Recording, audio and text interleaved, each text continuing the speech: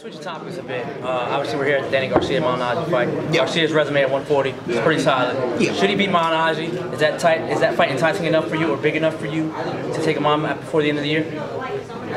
I mean, first you got to ask him if he's trying to fight another time before the end of the year, right? What's Danny's schedule going to look like, right? That's another thing for all these big fights is a lot of times it has to do with timing. You know what I mean? Both fighters have to be willing to get in camp around the same time and perform on the same day. You know, anybody, I mean, you should already know, anybody that steps up from the swimming pool, from the 140 pool into the 147 pool, you know, I got my eyes straight locked up on them. Like, what you want to do?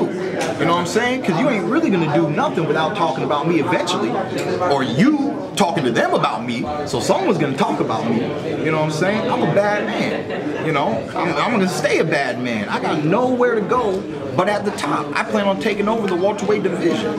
And even if I wasn't the best fighter in the welterweight division, you best believe that I'm one of the best. And I'm going to be testing everybody that steps into that ring, man. What I'm doing and what I've been doing is nothing new. And I'm only getting better at my craft, man. You guys are literally watching an intelligent fighter become more of an even more intelligent fighter, you know, who has devastating punching power.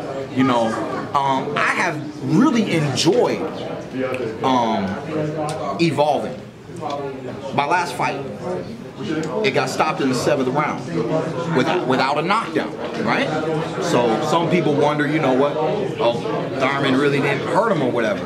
You gotta understand, some of these boys are tough, but when they take that hit, boom, and they try to come back, and they get that mean little face or whatever, like they ate that punch. You know what I'm saying? You gotta understand.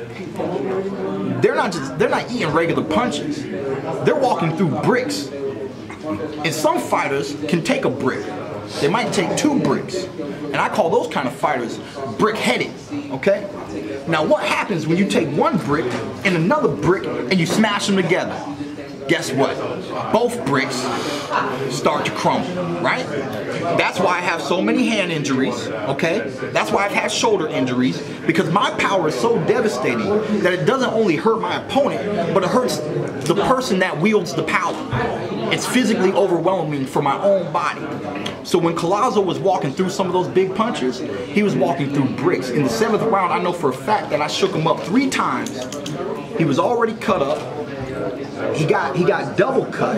I was hitting him repeatedly, and he had enough damage, and he knew that he was not going to survive 5 more rounds in the ring with Keith one time.